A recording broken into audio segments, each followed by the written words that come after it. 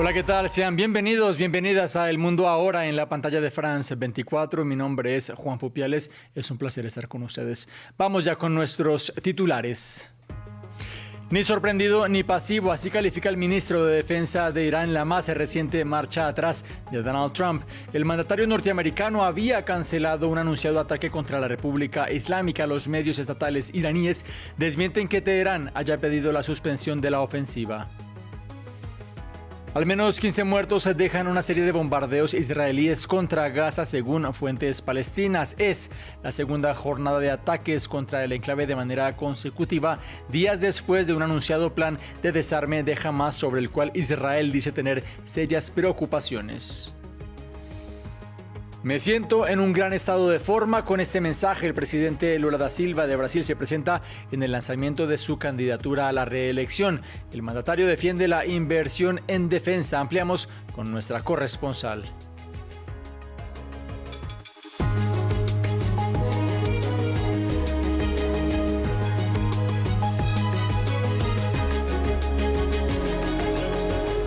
Irán rechaza la narrativa del presidente de Estados Unidos para cancelar, una vez más, una ofensiva de grandes proporciones contra el país de mayoría persa. Fue en la noche del sábado cuando Trump dio marcha atrás a un anunciado ataque contra Teherán, según él, a petición de la República Islámica y de otros países de Medio Oriente. Ni sorprendido ni pasivo, dijo encontrarse el ministro de Defensa iraní. Veamos.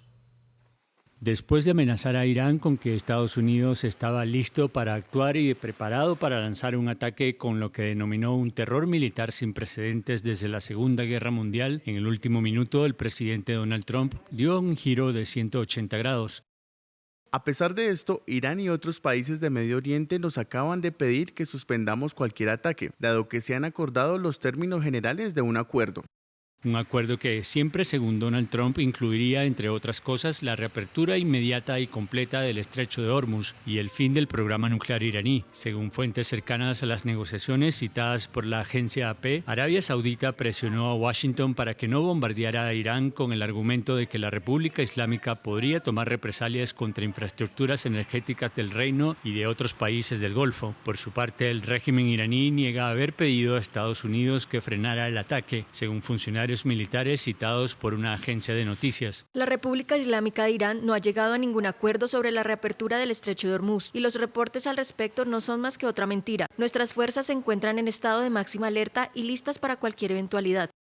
Desde que se rompió el alto al fuego a finales de junio, Estados Unidos ha reanudado sus ataques contra territorio iraní y en respuesta Teherán ha bombardeado intereses estadounidenses en Kuwait, Qatar y Bahrein, y los hutíes proiraníes han atacado petroleros en el Mar Rojo. En cuanto al estrecho de Hormuz, otra agencia iraní difundió estas imágenes de buques que esperan transitar por el corredor estratégico, una expresión del régimen iraní que asegura que el estrecho no se reabrirá mientras Estados Unidos continúe con sus acciones hostiles.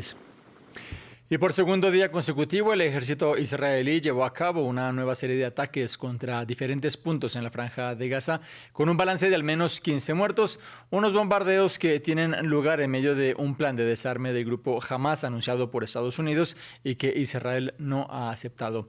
Veamos más en este informe. Al lado de este enorme hueco, algunos palestinos recorren escombros. El almacén que estaba aquí, cerca del hospital Al-Aqsa, en Deir al-Balah, quedó totalmente destruido por un ataque israelí. Algunos residentes que viven cerca, en carpas improvisadas, habían recibido la orden de evacuación.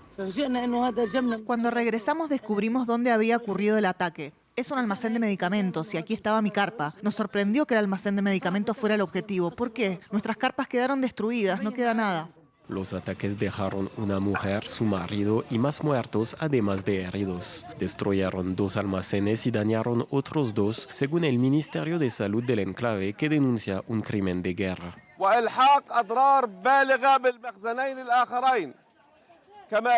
El bombardeo también causó daños considerables al edificio de consultas externas adyacente a los almacenes, lo que provocó la pérdida y destrucción de cantidades vitales de medicamentos, insumos y suministros médicos destinados al tratamiento de pacientes y heridos.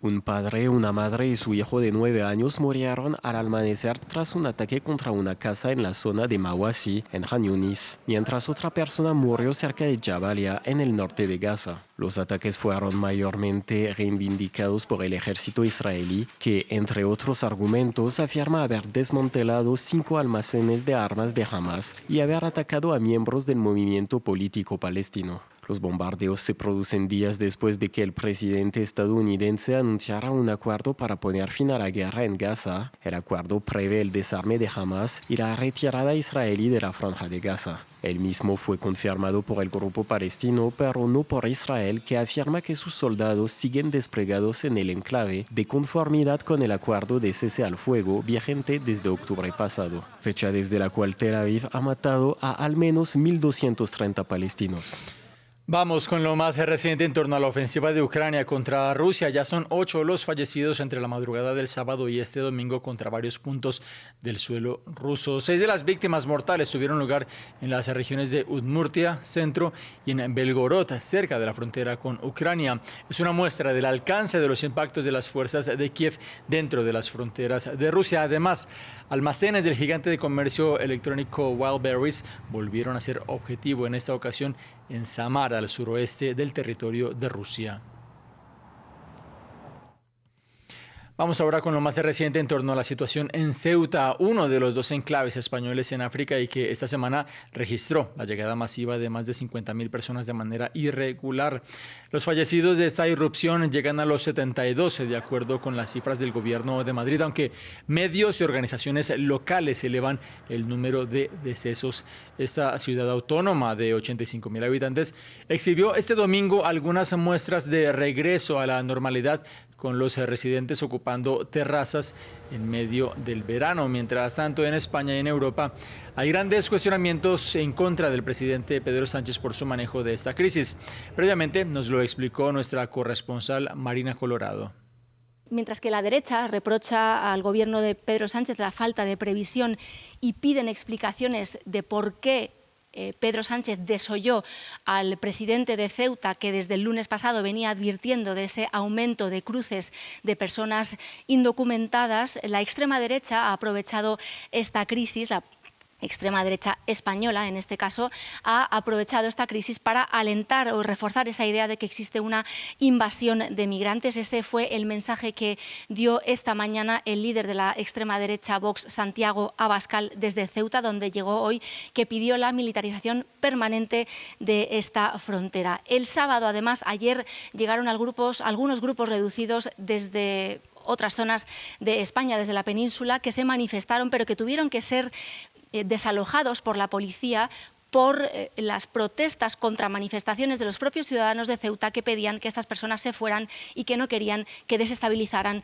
aún más la ciudad. En el plano internacional, por su parte, también se ha alentado desde la derecha este mensaje antimigración y han aprovechado esta crisis para criticar las políticas migratorias de España, la necesidad de reforzar las fronteras, pese a que ninguna persona cruzó a la España continental, peninsular, y que por lo tanto no habría sido posible ese cruce de fronteras hacia otros países miembros de la Unión Europea. El Grupo Socialista del Parlamento Europeo, de hecho, ha pedido clarificar esas normas del acuerdo del espacio Schengen para evitar futuras polémicas, y los ministros del Interior de la Unión Europea se reunirán este martes de urgencia para hablar sobre esta crisis, tras las críticas, además, de Pedro Sánchez con llamados de falta de solidaridad de sus colegas miembros de la Unión Europea. Las crisis y el uso político de las críticas y el uso político de esta crisis migratoria y humanitaria han llegado también desde Estados Unidos, y se sabe que un texto del Comité de la Cámara de Representantes adoptó un texto, como digo, que alentaba un diálogo entre España y Marruecos para clarificar el futuro estatus de Ceuta y de Melilla. La crisis por los incendios en Europa tiene ahora a Grecia como uno de los puntos de mayor preocupación. En las últimas horas, 2 personas murieron como consecuencia del choque de 2 helicópteros del Cuerpo de Bomberos. Los hechos tuvieron lugar sobre una de las conflagraciones al oeste de Atenas. Las víctimas son 2 miembros de la tripulación de Grecia y de Dinamarca. Y es que en el terreno hay apoyo extranjero desplegado para colaborar en las labores de extinción.